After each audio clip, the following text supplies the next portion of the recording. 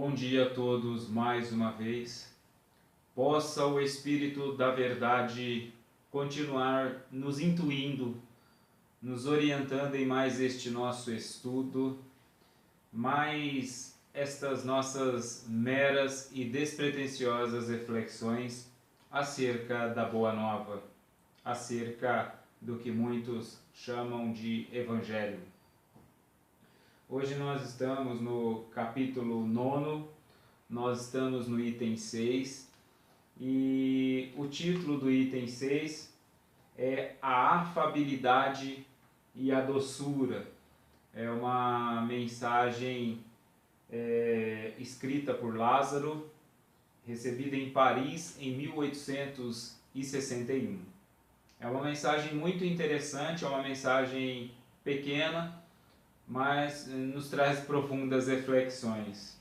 Na sequência nós leremos uma outra mensagem que de certo modo complementa um tanto quanto esta primeira, e é uma mensagem que também nos ajuda muito a refletir com poucas palavras, mas nos oferece muitas reflexões. A afabilidade e a doçura. Item 6. A benevolência para com os semelhantes, fruto do amor ao próximo, produz a afabilidade e a doçura.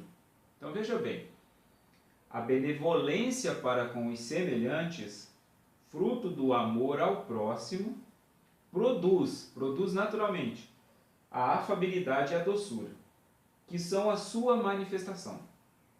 Entretanto, nem sempre se deve fiar nas aparências, pois a educação e o traquejo do mundo podem dar o verniz dessas qualidades. Então, o que a mensagem está dizendo aqui?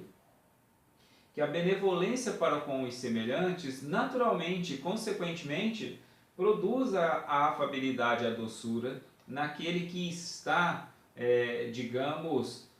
com intenção de benevolência para com os semelhantes. Quando há benevolência para com os semelhantes, inexoravelmente há a afabilidade e a doçura. Porque há a manifestação da benevolência para com os semelhantes. Entretanto, nem sempre se deve fiar nas aparências, porque a educação e o traquejo do mundo podem dar o verniz. Então, o que acaba acontecendo? A educação que nós recebemos e o traquejo do mundo pode dar o verniz dessas qualidades. Ou seja, a gente fala, ô meu filhinho, ô meu amiguinho, ô meu amorzinho, e não tem nisso a menor relação com benevolência, porque a gente age educadamente, somos educados a sermos educados, e isso quer dizer que isto é só um verniz, né? E é isso que o texto está chamando a atenção. Quantos há cuja fingida bonomia é apenas uma máscara para uso externo, uma roupagem cujo corte bem calculado disfarça as deformidades ocultas. O mundo está cheio de pessoas que trazem o sorriso nos lábios e o veneno no coração, que são doces, contanto que ninguém as moleste, mas que mordem a menor contrariedade, cuja língua, dourada quando fala face a face, se transforma em dardo venenoso quando falam por trás. Então, a mensagem está dizendo que o mundo está cheio de pessoas que trazem o sorriso nos lábios e o veneno no coração. Agora eu quero fazer um parênteses aqui. Por alguns minutos, deixemos a nossa infantilidade de lado e vamos pensar que esse mundo está cheio, não é o outro, não é todo mundo menos eu, né? Porque é tão infantil quando nós estamos analisando ideias sublimes como o Evangelho e a gente se coloca na condição de superior a tudo que o Evangelho coloca. a gente se coloca na condição de que o Evangelho não fala com a gente. Que o Evangelho, quando fala de deficiências, está falando de alguém que não sou eu. Quando ele fala de virtudes, ele está falando de mim, não dos outros.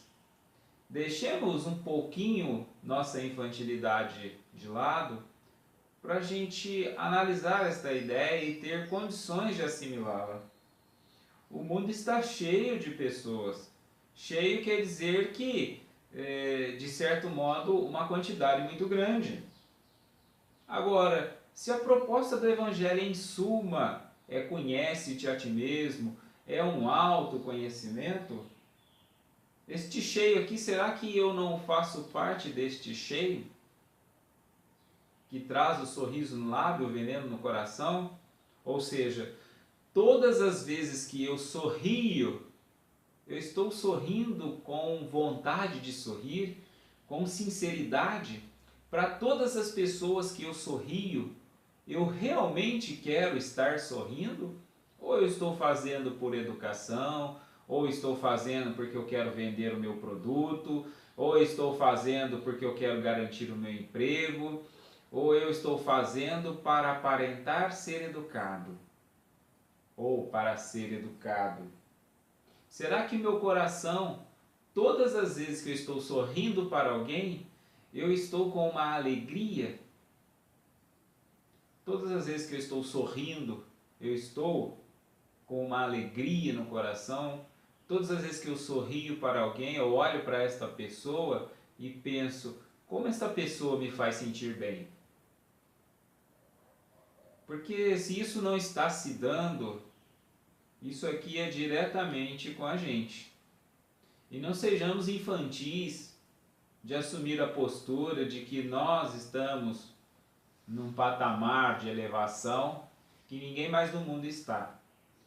Não adianta dizermos com as palavras que eu sou a pulga, eu sou o ser mais pequeno da terra, minha pequenez, mas e na hora de sorrir para os outros? Sempre é com alegria no coração? Ou tem algumas vezes que o sorriso é puxado pelos músculos da face? Ou seja, reflitamos bem sobre o que o texto está dizendo, para que não incorramos numa infantilidade. Não incorramos numa infantilidade de dizer que o mundo está cheio, as pessoas são os problemas, as pessoas precisam melhorar, as pessoas precisam... Não sejamos infantis. Se o mestre dos mestres fez antes de tudo, por que falando em nome dele nós vamos ficar falando e esperando os outros fazerem? Então o texto nos traz esta reflexão. E é interessante que aqui ele fala, também sobre que estes que trazem o sorriso nos lábios e o veneno no coração, eles mordem, eles agridem com a menor contrariedade. Ou seja, quando eu sou contrariado, qual é a minha reação? Quando eu sou contrariado, qual é a minha reação? Ou melhor, qual é a minha ação diante das contrariedades que o mundo pode me oferecer? Que são coisas distintas. Eu esperar reagir ou agir em função das contrariedades que eu posso deparar-me. Então, o que é, aqui no caso, agredir a menor contrariedade? E aqui contrariedade, será que eu não estou querendo dominar as coisas? Será que quando eu estou numa atividade de grupo, eu sou aquele que quero dizer como todo mundo deve fazer? E quando alguém diz assim, não, vamos fazer diferente, eu sinto contrariado, e qual é a minha reação? Então, isso é o nosso cotidiano, esta contrariedade. Como eu me relaciono com o diferente? Será que eu sou aquele que, de repente, ouço uma notícia, uma informação de que alguém teve uma, sei lá, de que alguém se pronunciou, por exemplo, né, homossexual, qual é a minha reação, né? Que bom, né? Quando alguém diz assim, olha, o fulano se pronunciou homossexual e casou com e decidiu casar-se com uma pessoa do mesmo sexo. Qual é a minha reação, né? A minha reação é que legal, a pessoa está encontrando, aproximando-se de sua felicidade. Essa é a minha reação, né? Ou eu eventualmente penso, mas se fosse um filho meu não ia ser legal, né? Ainda bem que é o filho do outro, né? Como que eu me sinto, né? Porque é exatamente nestes momentos que a gente percebe realmente quem somos, né? Ou realmente como estamos, né? Então é muito importante nós levarmos em conta como nós lidamos com o diferente de nós, porque é exatamente compreendendo como nós lidamos com o diferente que nós vamos entender se realmente nós somos afáveis e dóceis, porque senão é só verniz, né? Continuando o texto. A essa classe pertencem ainda esses homens que são benignos fora de casa, mas tiranos domésticos, que fazem a família e os subordinados suportarem o peso do seu orgulho e do seu despotismo, como para compensar o constrangimento a que se submetem lá fora. Esse texto é escrito por volta de 1864, né? Então aqui a mensagem fala sobre os homens que são benignos fora de casa, né? Mas hoje, em 2018, essa situação não ocorre mais só com homens, né? Ou seja, as mulheres também saem de casa, as mulheres também são chefes de família, né? Quando não os dois, até mesmo às vezes só a mulher. E então aqui, embora fale homens, nós podemos interpretar para a atualidade como homem ou mulher, né? O peso do seu orgulho e do seu despotismo. Será que quando eu saio de casa, eu sou o mesmo na rua, né? Quando eu sou alguém muito agradável na rua, né? Sou benigno fora de casa, como que eu sou dentro de casa?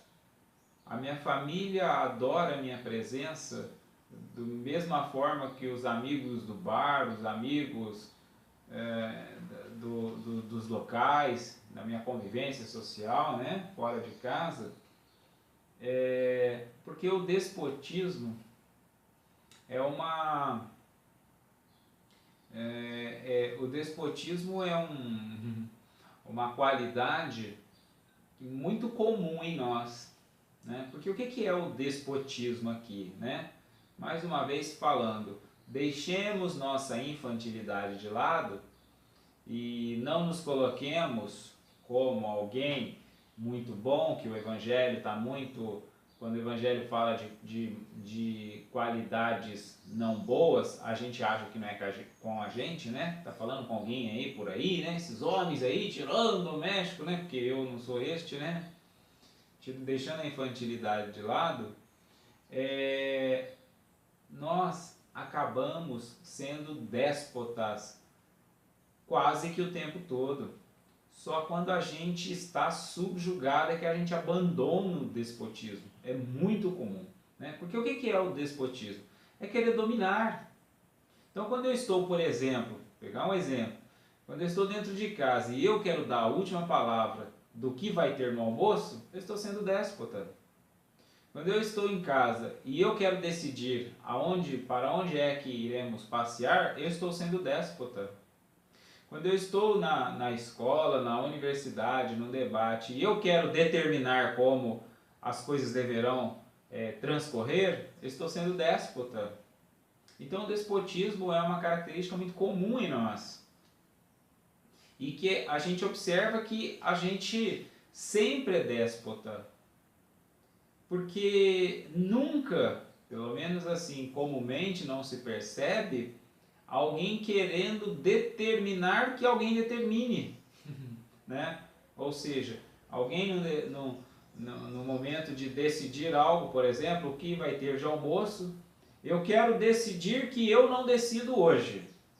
Vai ter que ser assim, eu não vou decidir. Alguém da família decida o que vai ter no almoço. Eu não vou, né? Não tem esse tipo, não é comum vermos assim, né? Ou seja, nós temos a característica de querer impor nossas opiniões, nossas vontades pesadamente em nosso entorno, o tempo todo, em todos os ambientes. Mas isso acaba acontecendo principalmente na própria família, porque na família eu estou na minha casa, né? Então logo eu começo a me sentir com mais poder para agir assim. Porque quando, por exemplo, eu sou intimado pela polícia para ser interrogado, lá eu não sou déspota, porque lá eu me sinto sem poder para querer determinar como as coisas ocorrerão, né? E assim também em relação, ou seja, todo ambiente que não me é familiar, que não é meu, né? Ambiente familiar, de família mesmo, a minha própria casa, eu acabo não sendo tão déspota. Quando eu estou em casa, eu quero estabelecer as coisas. Se eu quero fazer as coisas em casa do meu modo, é porque estou sendo déspota. Se eu vivo com uma outra pessoa, se existe mais alguém além de mim mesmo numa casa e eu quero estabelecer a minha vontade, estou sendo déspota. Por isso é importante prestarmos bem atenção nesta qualidade, porque é muito comum nós estarmos em despotismo, sermos déspotas na maioria do tempo, embora os variados graus. Não ousando impor sua autoridade aos estranhos, que colocariam no seu lugar, como eu dei um exemplo aqui, né? Por que eu não sou déspota lá na hora de ser interrogado pelo delegado de polícia, né? Porque se eu ousar impor minha autoridade, né? Me colocam no meu lugar. Têm poder para serem mais déspotas do que eu, né? Então, já que eu não consigo impor minha autoridade fora de casa, eu quero pelo menos ser temido por aqueles que não podem resistir. Por exemplo, um filho, uma criança, né? É muito comum, muitíssimo comum isso, se nós formos fazer estudos, como por exemplo os realizados pela Escola da Inteligência do Dr. Augusto Cury, né? Nós vamos ver o quanto os pais são déspotas. O quanto a maioria dos pais são déspotas, porque querem determinar o que os filhos pensem, querem determinar o que os filhos façam, querem determinar o que os filhos comam, enfim, são altamente déspotas. Então é em casa que ele quer pegar todo o despotismo dele e esbanjar, né? Porque ali aqueles não podem resistir, né? Os filhos, as crianças não podem resistir, né? São seres indefesos. Então, ele vai usar todo o seu despotismo e ainda dá um verniz e chama isso de educação. Tá? Sequer se preocupa em saber o que é melhor para a criança. Ele acha que é um educador pleno, né? Porque ele acha que foi plenamente bem educado, então agora só resta-lhe impor aos filhos, né? Sem se dar ao trabalho de, por exemplo, conhecer o trabalho da Escola da Inteligência, que é uma empresa, que é um projeto que visa a educação das crianças, da sociedade e especialmente das crianças que estão em processo de formação, né? Então, para eu ser realmente aquele que estou preocupado, eu preciso conhecer projetos de educação para avaliar a minha própria educação e a educação que eu proponho para a minha família, para meus filhos. Fora disso, estou sendo déspota. Né? É o que o texto está dizendo, né? Quem não pode resistir, vou usar meu despotismo com toda a força. Sua vaidade se satisfaz com o poder em dizer: aqui eu mando e sou obedecido, né? Ainda que não fale isso verbalmente, fale isso mentalmente, né? Ali ele manda, ele é obedecido, então tá tudo legal, tá tudo sob controle. Sem pensar que poderiam acrescentar com mais razão: eu sou detestado. Por que ele pode acrescentar com mais razão que é detestado? É por isso que os filhos acabam se distanciando dos pais, havendo muitos conflitos, né? Por quê? Porque o pai acabou sendo detestado, que ele não teve um projeto educativo. Ele teve um projeto de despotismo, do qual, com o passar dos anos, o filho desenvolveu ódio, e por isso o conflito, por isso o distanciamento das famílias, né? Porque o pai vai formando o filho a ser distante mesmo, a odiá-lo, como eu disse, em variados graus, mas se não tem uma relação harmônica entre pai e filho, obviamente é porque o projeto educativo do pai foi um projeto para que chegasse daquele modo. E é muito comum os pais serem tão déspotas, serem tão vaidosos, de suporem que não sabem onde erraram, que fizeram o melhor projeto de educação e não deu certo.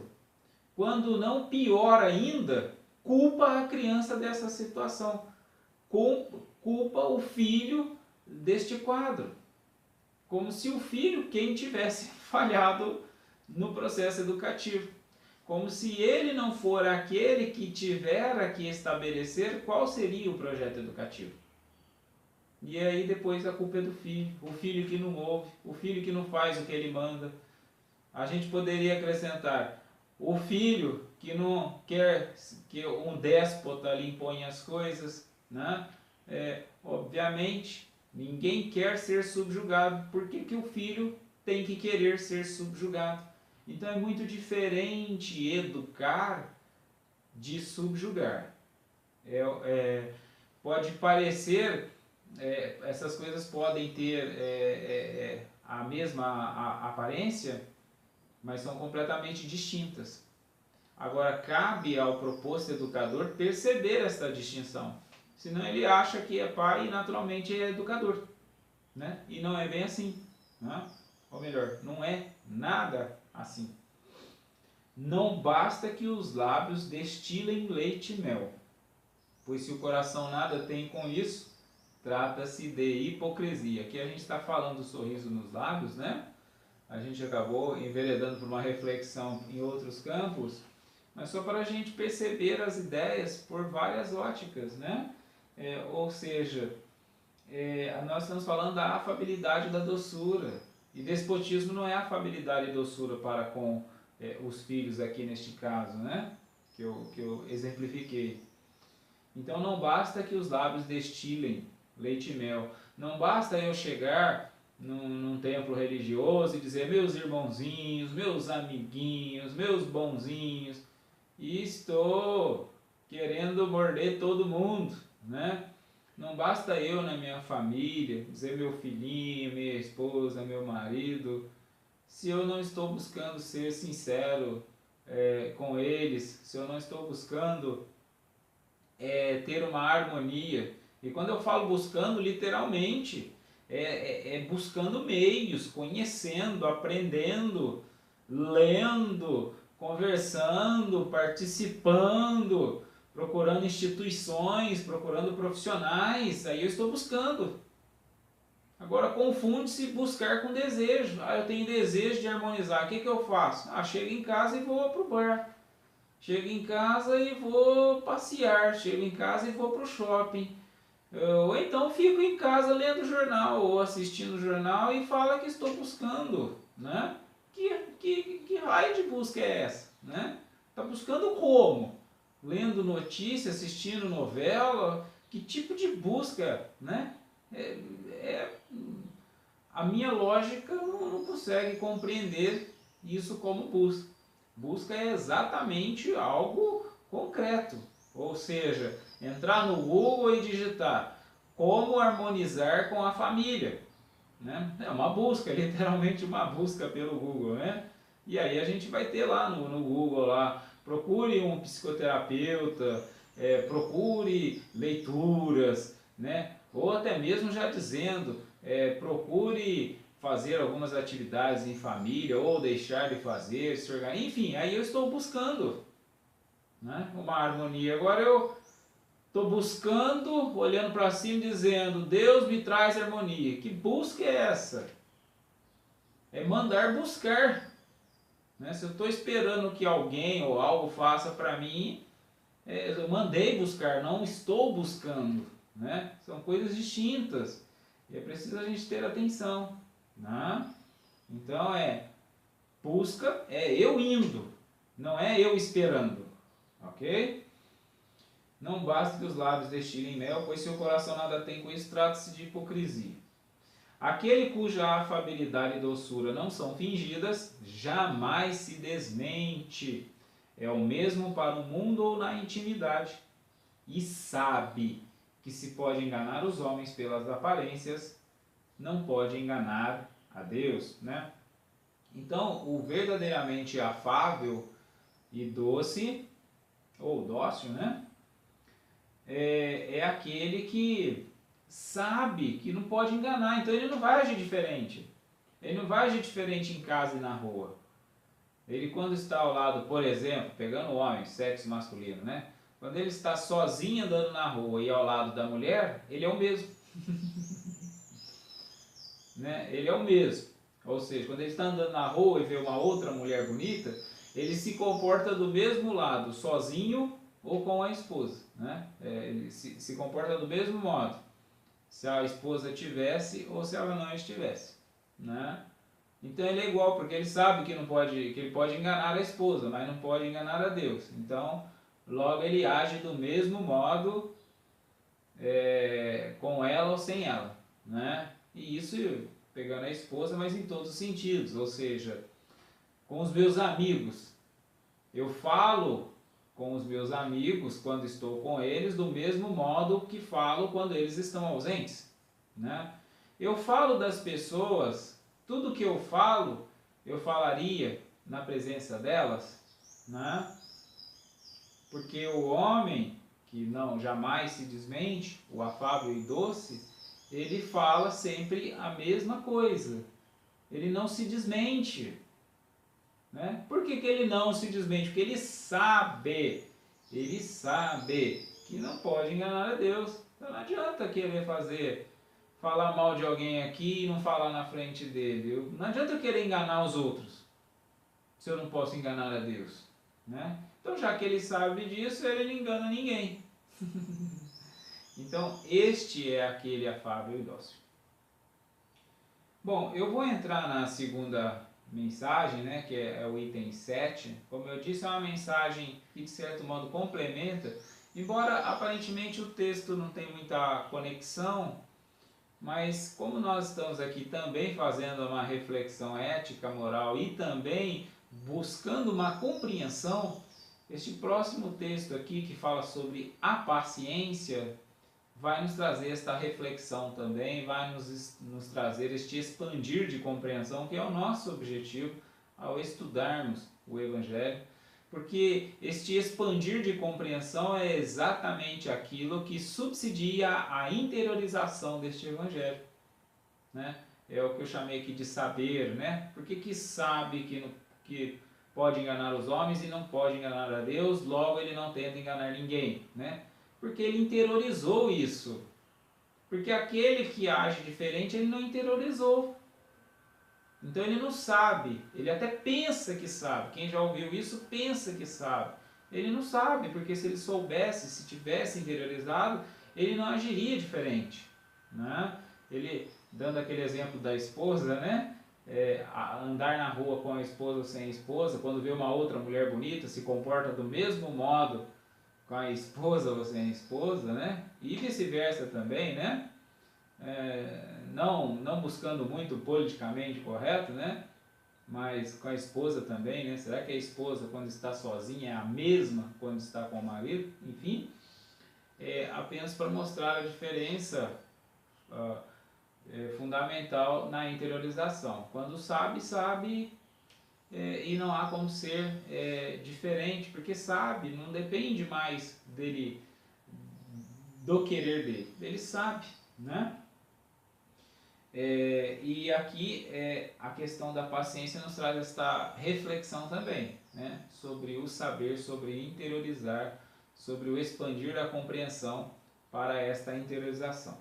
Item 7. Há uma mensagem assinada por um espírito amigo de Harvard, 1862. Aqui fazendo um pequeno adendo, né? Para quem não sabe, né? Um espírito amigo, segundo Divaldo Pereira Franco, contido no Evangelho segundo o Espiritismo, é o espírito Joana de Ângeles. Então, só um adendo para quem eventualmente conheça um pouco do trabalho de Joana de Ângeles, entender um pouco quem é o espírito que escreve esta mensagem. Item 7. A dor é uma bênção que Deus envia aos seus eleitos. Olha o que eu estou dizendo. Ou melhor, o que a mensagem está dizendo. A dor é uma bênção que Deus envia aos seus eleitos. Quantos de nós compreendemos a dor como bênção? Será que quando é comum nós ouvirmos hoje, pelo menos eu ouço comumente, as pessoas dizerem Deus te abençoe, Deus te abençoe, Deus te abençoe, Deus abençoe, Deus te abençoe. É comum. Será que ao dizer isso, a pessoa também está dizendo que você tenha dor? Porque a dor é uma bênção que Deus, segundo Joana de Ângeles, né? Ou um espírito amigo, a dor é uma bênção que Deus envia aos seus eleitos.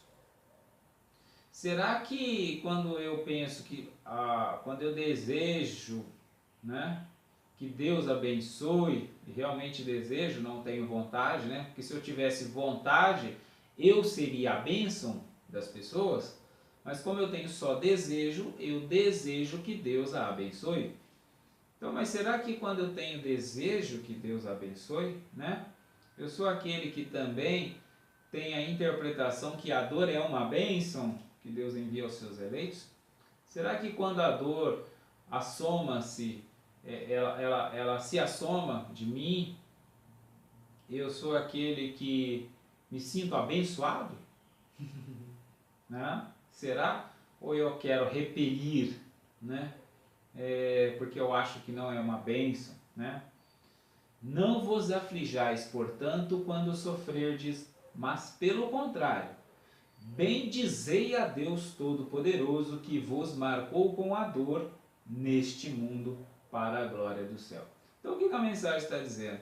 Que a dor é aquilo que nos marca neste mundo para a glória do céu. E aqui tentando fazer uma tradução, que é exatamente a dor que promoverá-nos, é exatamente a dor que promoverá o nosso processo evolutivo, que levará nós para um céu. E agora céu aqui, né, como a paz interior, como a paz íntima. É a dor de nossas vidas, é a dor na nossa história que em dado momento faz com que cheguemos em tal ponto e digamos, bendita aquela dor que eu passei. Bendita aquela dor, porque foi exatamente por conta dela que eu estou bem onde eu estou hoje, né? A dor realmente é uma bênção em nossas vidas. E quem já teve muita dor e aprendeu com a dor, sabe disso, né? Porque a dor é aquilo que promove, porque a nossa condição espiritual ainda é uma condição nós ainda estamos no estágio de aprendizagem, de tentativa e erro, somos espíritos errantes, ou seja, só quando a gente erra, só quando a gente sente a dor que a gente aprende. Inclusive aprendemos a valorizar. Então, de fato, a dor é uma bênção, né? E a dor que nos marca neste mundo é a dor que nos leva a obter uma paz interior, porque vai nos promovendo a estágios evolutivos cada vez mais amplos, né? Cada vez maior, e com isso então nós vamos cada vez sentindo-nos melhor. Sede pacientes, pois a paciência é também caridade, e deveis praticar a lei de caridade ensinada pelo Cristo, enviado de Deus. Olha que interessante. Sede pacientes, pois a paciência é também caridade. Então, o impaciente não é caridoso. O impaciente não é alguém caritativo, né? E paciência, porque paciência é aquilo que... Paciência quer dizer que nós compreendemos a dor, né? Que nós aceitamos, e porque aceitamos, porque compreendemos, aceitamos, e porque compreendemos, aceitamos e estamos pacientes. Ou seja, nós compreendemos que aquela dor nos é necessária. Porque se a dor assoma de mim é porque eu não cheguei onde eu preciso chegar, eu não aprendi o que eu preciso aprender. Então eu tenho paciência, porque eu não quero pular o processo, eu não quero furar a fila. Eu não quero usar do jeitinho brasileiro para poder resolver as coisas, né? Eu preciso aprender, porque dentro de um mundo, dentro de uma vida social, eu vivo com outras pessoas. A dor é aquilo que me leva à aprendizagem, porque quando eu não aprendo, eu sou aquele que promove a dor no meu entorno. Por isso tanta dor no mundo, por isso tanta dor na sociedade. Porque cada um de nós promove esta dor na sociedade. Inconscientemente, obviamente. Mas o fato é que tem a dor. Então, enquanto não aprendermos, vamos ter que sentir dor para aprender, né? Então, a dor é uma bênção, porque é a nossa escola, né? A dor é a nossa lição. A dor é uma bênção que Deus envia aos seus eleitos. Olha que interessante, né? E a gente está falando da paciência, tendo a paciência como aquilo que vai fazer com que denote nossa compreensão. E é também caridade, né? E é interessante isso, porque quando a gente tem paciência, a gente compreende, é quando a gente também começa a trabalhar pelo amenizar de nossa dor e ao mesmo tempo da dor ao entorno, porque quando a gente passa por uma experiência de dor, a gente se solidariza, né? A gente acaba, vou dar um exemplo, né? Quando é muito comum nós vermos pais que tem, por exemplo, né? São tantos outros, mas pegando um aqui, tem um filho assassinado por traficantes ou por questões ligadas à droga. Aí se interessa, depois disso, né, a querer fazer um trabalho para amenizar as drogas, enfim. Aí, depois da dor, vem o interesse, né? É muito comum. A gente acaba não fazendo as coisas antes da dor. Então, a dor realmente é uma bênção. E aqui, quando eu estou falando, o texto fala também da caridade, né? Porque vai falar na sequência aqui. Porque a caridade que consiste em dar esmolas aos pobres é a mais fácil de todas. Dar pão com mortadela para o pobre, né? É a mais fácil de todas as caridades. Dar roupas velhas para os pobres é a mais fácil de todas as caridades. É muito fácil. É a mais fácil de todas as caridades. Dá o que eu não presto. Dá o tempo que eu estou à toa. Dá a comida que eu não como. É muito fácil. É muito fácil. É a mais fácil de todas, diz um espírito amigo. Agora, a caridade mais difícil, né, no caso aqui a paciência, né, e aqui fala, né, mas há uma bem mais penosa e consequentemente mais meritória, que é a caridade de perdoar os que Deus colocou em nosso caminho para serem os instrumentos de nossos sofrimentos e submeterem à prova a nossa paciência. Olha aqui uma caridade de perdoar os que Deus colocou em nosso caminho para serem instrumentos de nossos sofrimentos. E mais uma vez, vamos deixar um pouco a nossa infantilidade de lado e vamos parar de querer acreditar que perdoar é desculpar, como se existisse mágica, né? Eu decidi estar desculpado, meu sentimento decagenário por uma pessoa mudou de um segundo para o outro, né? É só eu decidir e isso acontece. Não existe mágica. Perdoar não é desculpar, né? No sentido de que perdoar é não considerar o que o outro, né, nos faz, nos apresenta, né? Perdoar é não considerar, e não considerar é compreender todo este contexto, é compreender que é outro, é compreender porque o outro faz como faz, é compreender porque o outro é como é, e mais que isso, né? Perdoar é compreender e ao mesmo tempo, né, começar a auxiliar o outro, porque ele cria isso para si mesmo e para mim, né? Então perdoar é algo muito mais amplo que desculpar.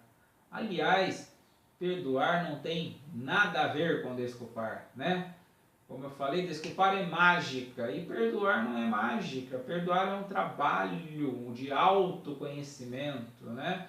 É um trabalho de desenvolvimento da compreensão de que é Deus, que é outro, e a partir daí eu não considerarei mais, eu não irei levar em conta os desafios que os meus semelhantes, meus irmãos enfrentam, pois compreenderei que são estes seres em processo de formação como eu mesmo, e paro de considerar as traquinagens, os tracejos, como falou na outra mensagem, né? Deixa eu ver aqui qual é a palavra, traquejo, né? Os traquejos, enfim. Perdoar é não levar em conta a incompletude do outro, né? É ter consciência que qualquer outro ser existente no planeta é incompleto, está em processo de perfeição, como eu também estou, está em processo de aprimoramento, então ele estará melhorando também. E a caridade, então, é isso, né? Ela é mais meritória, porque como eu falei, né? Como o Espírito Amigo disse, né? Dar esmola aos pobres é a mais fácil de todos. Dar o que eu não uso, dar a comida que eu não como, a roupa que eu não visto, o tempo que eu não uso para ganhar dinheiro, né? Então é tudo mais fácil, é lógico. Dando continuidade. A vida é difícil, bem eu sei, constituindo-se de 1000 bagatelas que são como alfinetadas e acabam por nos ferir. Mas é necessário olhar para os deveres que nos são impostos e para as consolações e compensações que obtemos, pois então veremos que as bênçãos são mais numerosas que as dores. Uma outra coisa interessante, né? Eu até grifei aqui. É necessário nós olharmos para os deveres que nos são impostos, né? Olharmos para as consolações e compensações, ou seja, ver o lado bom, né? Eu falei agora há pouco que a dor é uma bênção, embora a gente às vezes não reconheça assim, mas a gente vai começar a reconhecer quando a gente perceber o lado bom disso tudo, né? E que a gente possui muito mais lado bom, muito mais coisas boas do que coisas doridas, né? Que a gente vai começar a perceber que quando a dor assoma-se de nós, o quanto ela procrastinou para assomar-se de nós. A infinita sabedoria de tão sábia, de tão misericordiosa, só utiliza deste mecanismo didático quando todos os outros possíveis, existentes, criados pela própria suprema criação, não funcionaram. Ou seja, depois depois da infinita sabedoria tentar de tudo e não dar certo, que ela utiliza de um recurso, que este recurso não é senão deixarmos em nossas mãos o que nós queremos sentir. E a dor que nós sentimos é quando a infinita sabedoria nos dá o leme de nossas vidas. Então tá, já que eu tentei de tudo, você não quer, tá na sua mão, faz o que você quiser. E aí a gente martela o próprio dedo e sente a dor. Dá tiro no próprio pé, como às vezes eu digo, né? Ou seja, a dor não é senão eu desprezando o que seria o alívio, né? Todas as problemáticas, todas as questões sociais, todas as expressões destas questões, todas as problemáticas, enfim, todo o quadro dorido existente no mundo, somos nós exclusivamente quem estabelecemos. E a dor que eu particularmente sinto é a consequência do que eu particularmente faço. Simples assim, infinita sabedoria assim estabelece, e ela é uma bênção, né?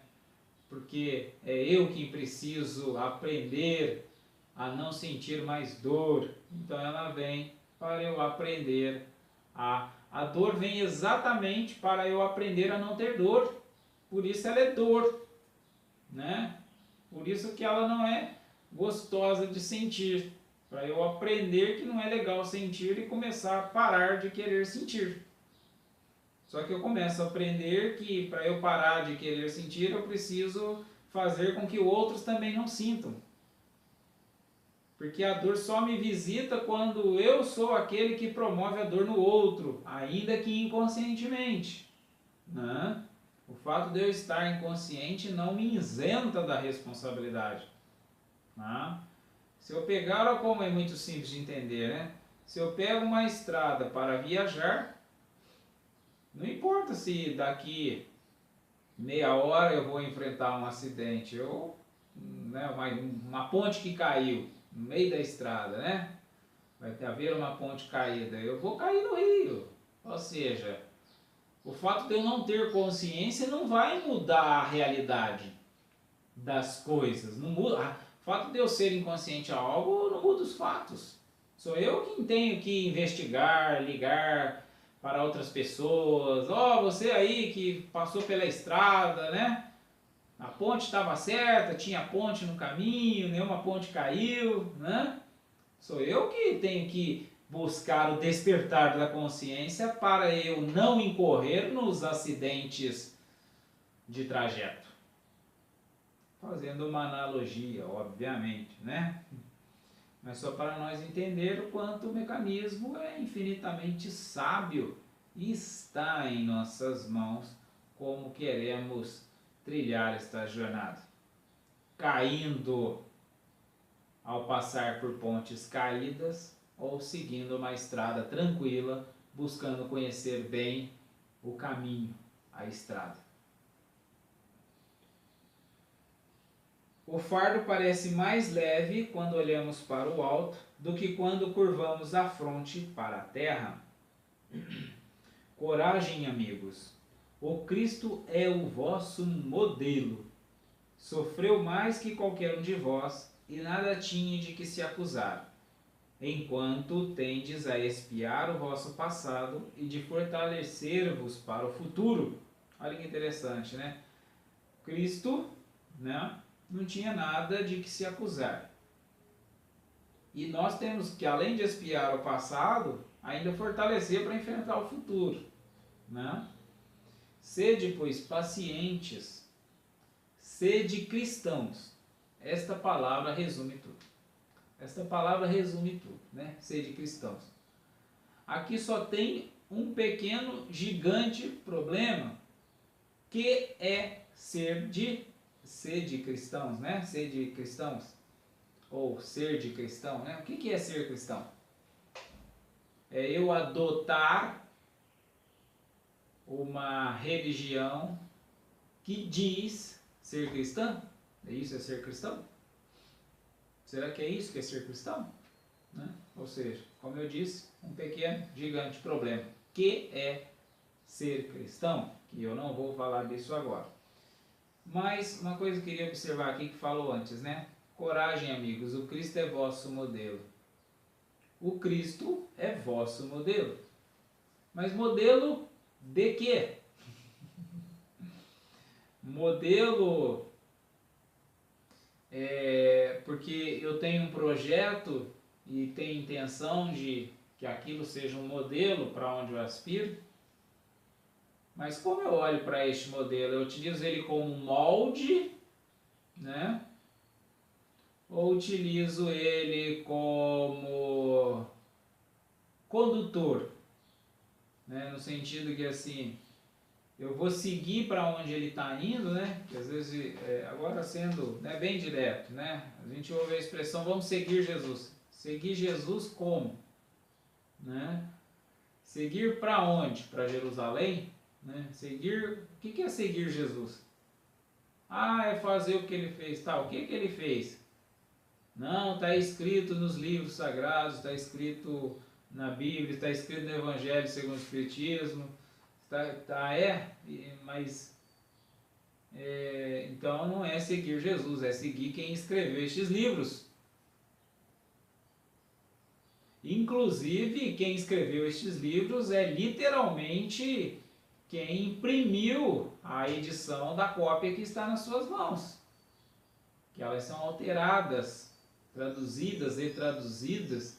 Eu já li aqui em outros estudos, né? Quantos tradutores perpassaram pelos livros tidos como sagrados. As traduções sofreram tantas mudanças que praticamente em alguns pontos não tem nenhuma relação com obras anteriores e algumas até possuem alguns pontos completamente contrários, né? São completamente contrários a alguns pontos. Então, como seguir Jesus por estes livros? Como? É impossível seguir Jesus pelos livros. Só o bom senso, o crivo da razão, com o uso do discernimento para realizar estas coisas, é que seria possível vermos Jesus, vermos o modelo e guia, né? Então, só queria observar este ponto, né? Que, como eu disse, encerra a mensagem falando sobre sermos cristãos, né? Sobre ser cristãos, sede cristãos. E fica para nós uma reflexão que eu não farei neste momento, né? Que é ser cristão? É adotar uma religião que se intitula cristã? É adotar uma postura de vida? É buscar compreender que é cristão, né? Que é ser cristão? Então, fica para nós esta reflexão. Meus amados irmãos, muito obrigado pela companhia de vocês e muita paz para todos nós.